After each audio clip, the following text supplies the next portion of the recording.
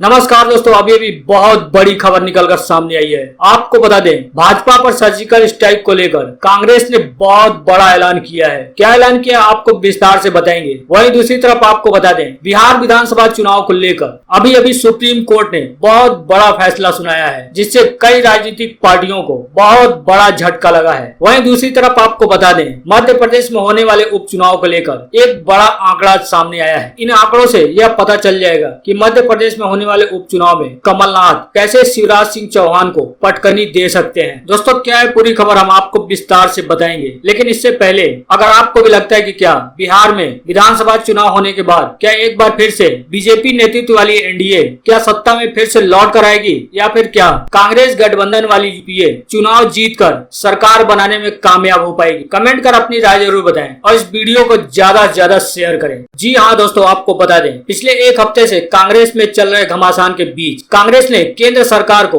यानी मोदी सरकार को घेरने को लेकर बहुत बड़ा ऐलान किया है। आपको बता दें कि कांग्रेस ने प्रधानमंत्री नरेंद्र मोदी के नेतृत्व वाली केंद्र की सरकार को घेरने को लेकर एक बड़े टीम का गठन किया है। कांग्रेस ने केंद्र सरकार की ओर से जारी किए गए अध्यादेशों पर विचार के लिए इस समिति का गठन किया है। इस समिति में गांधी परिवार के 5 करीबी नेताओं को जगह दी गई है। वहीं कांग्रेस को पत्र लिखने वाले में से गुलाम नबी आजाद और आनंद शर्मा को इस समिति से बाहर रखा गया है। कांग्रेस पार्टी द्वारा 26 अगस्त को दिए गए एक विज्ञप्ति के मुताबिक कांग्रेस की अंतरिम अध्यक्ष ने केंद्र सरकार द्वारा घोषित प्रमुख अध्यादेशों पर पार्टी के रूप पर चर्चा करने और तैयार करने के लिए एक 5 सदस्यीय समिति का गठन किया है। इस समिति के चलाने की जिम्मेदारी जयराम रमेश को सौंपी गई है। कांग्रेस की तरफ से गठित एक कमेटी केंद्र की ओर से जारी प्रमुख अध्यादेशों पर चर्चा और पार्टी का रुख तय करने का काम करेगी। आपको बता दें कि इस कमेटी में जयराम, पी चिदम्बरम, दिग्विजय सिंह, डॉक्टर अमर सिंह, गौरव गोगोई का नाम शामिल है। कांग्रेस ने कहा है कि यह समिति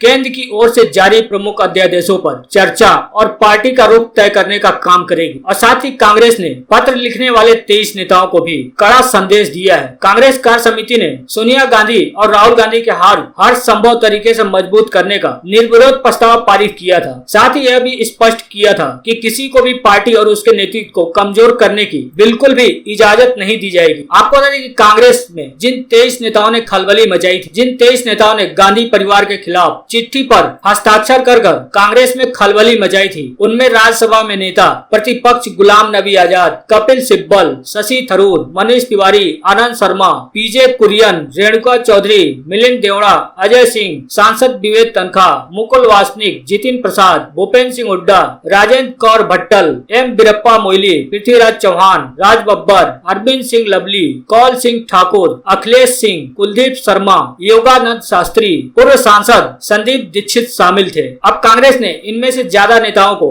दरकिनार करते हुए मोदी सरकार को घेरने के लिए एक 5 सदस्यों की टीम बनाई है। बढ़ते हैं अगली बड़ी खबर की तरफ। जी हाँ दोस्तों, आपको बता दें, इस साल के आखिरी में होने वाले बिहार में विधानसभा चुनाव को लेकर सुप्रीम कोर्ट ने बड़ा फैसला सुनाया है। दरअसल आपको बता दें कि इस साल के आखिरी महीने में यानी नवंबर लास्ट या दिसंबर में बिहार के 243 विधानसभा सीटों पर चुनाव होने हैं। इसी चुनाव को लेकर सुप्रीम कोर्ट ने बड़ा फैसला सुनाया है। सुप्रीम कोर्ट ने बिहार में कोरोना महामारी और बाढ़ की स्थिति के मद्देनजर बिहार विधानसभा चुनाव 2020 पर रोक लगाने के लिए दायर याचिका सुप्रीम कोर्ट ने खारिज कर दिया है। सुप्रीम कोर्ट ने याचिका पर सुनवाई करने से इनकार करते हुए कहा है कि कोरोना महामारी बिहार चुनाव को स्थगित करने का आधार नहीं हो सकता है। कोर्ट ने कहा है कि कोरोना के कारण बिहार विधानसभा चुनाव को टाला नहीं जा सकता है और साथ ही यह भी कहा है कि इस मामले में चुनाव आयोग ही सब कुछ फैसला लेगी। आपको बता दें कि बिहार में होने वाले विधानसभा चुनाव को लेकर एक जनहित याचिका दायर की गई थी। जनहित याचिका दायर करते हुए सुप्रीम कोर्ट से मांग की गई थी कि कोरोना और बाढ़ से पूरी तरह मुक्त होने तक बिहार में चुनाव के लिए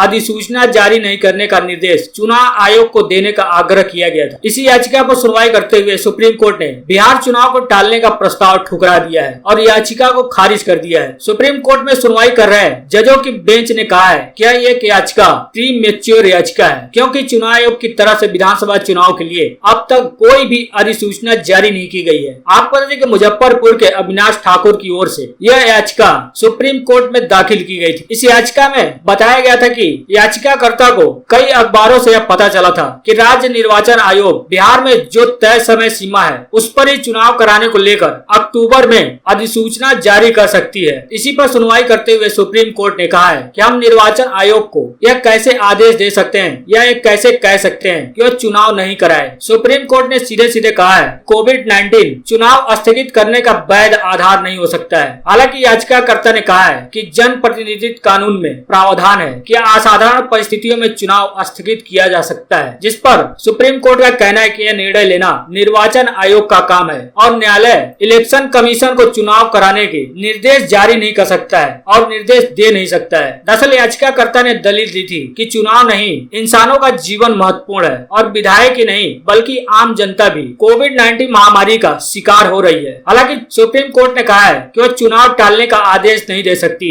और निर्वाचन आयोग सारी परिस्थितियों को ध्यान में रख कर ही निर्णय करेगा। दरअसल आपको बता दें कि पिछले शुक्रवार को इलेक्शन कमीशन ने कोरोना काल में चुनाव कराने संबंधी गाइडलाइन जारी की थी। इसी के बाद लोग चर्चा कर रहे हैं कि बिहार विधानसभा चुनाव तय समय पर ही होगा। हालांकि चुनाव आयोग की तरफ से इस बारे में अभी तक आधिकारिक घोषणा नहीं हुई है, लेकिन कुछ पार्टियां चाहती हैं कि इस भयावह स्थिति में बिहार में अभी विधानसभा चुनाव टाल दिया जाए। इनमें एनडीए में शामिल एलजेपी की भी यही मांग थी कि बिहार में इस महामारी के दौर में चुनाव न कराया जाए, लेकिन अब सुप्रीम कोर्ट ने बिहार विधानसभा चुनाव को टालने का जो याचिका दायर किया गया था उसको सुप्रीम कोर्ट ने खारिज कर दिया है। बढ़ते अगली बड़ी खबर की तरफ। आपको देखिए मध्य प्रदेश में होने वाले उपचुनाव को लेकर एक बड़ा आंकड़ा सामने आया है। इस आंकड़े से समझा जा सकता है कि कैसे कमलनाथ मध्य प्रदेश के मुख्यमंत्री शिवराज सिंह चौहान को पटकनी दे सकते हैं। आपको देखिए मध्य प्रदेश में विधानसभा की 27 सीटें खाली हैं और उन पर 6 महीने के भीतर चुनाव होने हैं। हालांकि अभी तक इन सभी 27 सीटों पर उपचुनाव की तारीखों का ऐलान नहीं हुआ है, लेकिन माना जा रहा है कि चुनाव आयोग जल्द ही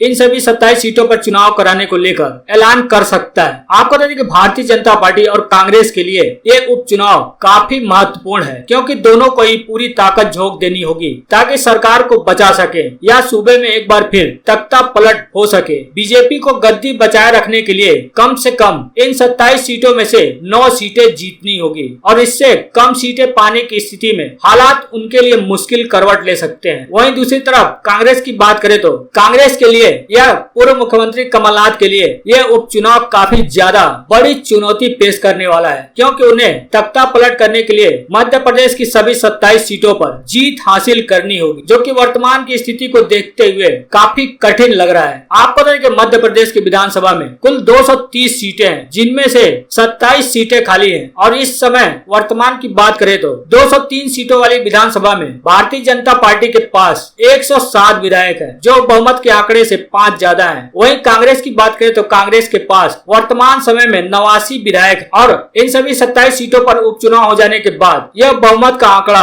107 से बढ़कर 116 हो जाएगा, जिस तक पहुंचने के लिए भारतीय जनता पार्टी को इन 27 सीटों में से कम 9 सीटें जीतनी होंगी। अगर भारतीय जनता पार्टी 9 से कम सीटें जीत पाती है तो उसे समाजवादी पार्टी, बहुजन समाज पार्टी या फिर अन्य का सहारा लेना होगा। वहीं मौजूदा समय में 89 विधायकों वाली कांग्रेस को भी स्पष्ट बहुमत पाने के लिए यानी 116 का आंकड़ा पाने के लिए उपचुनाव में सभी 27 सीटों पर जीत हासिल करनी होगी, तभी कांग्रेस पार्टी दोबारा से सत्ता में आ सकती है या यूं कहें कि सत्ता में आने का ख्वाब देख सकती है। हालांकि भारतीय जनता पार्टी भी अगर 9 से कम सीटें जीत पाती है और कांग्रेस 20 से ज्यादा सीट जीत लेती है तो भी कमलनाथ 4 निर्दलीय, 2 बीएसपी और 1 एसपी विधायक का समर्थन हासिल कर दोबारा से सत्ता में वापसी कर सकते हैं। इसी को लेकर पत्रकारों से बातचीत करते हुए कमलनाथ ने बड़ा बयान दिया है। कमलनाथ ने कहा है कि यह उपचुनाव आम चुनाव नहीं है, मैं इसे उपचुनाव भी नहीं मानता है। यह चुनाव मध्य प्रदेश के भविष्य के लिए है। मुख्यमंत्री